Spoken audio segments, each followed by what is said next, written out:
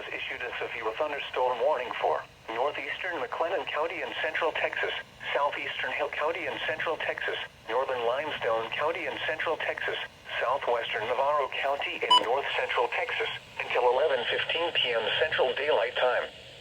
At 10:24 p.m. Central Daylight Time, a severe thunderstorm was located near Hubbard, or 19 miles northeast of Lacey Lakeview, moving east at 50 miles per hour. Hazard, 60 miles per hour wind gusts and quarter-size hail. Source, radar indicated. Impact, hail damage to vehicles is expected.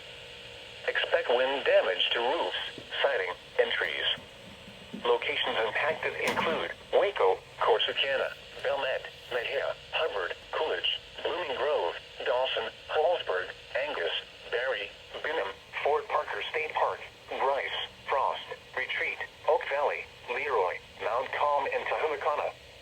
This includes Interstate 45 between mile markers 226 and 229, and between mile markers 231 and 236. For your protection, get inside a sturdy structure and stay away from windows.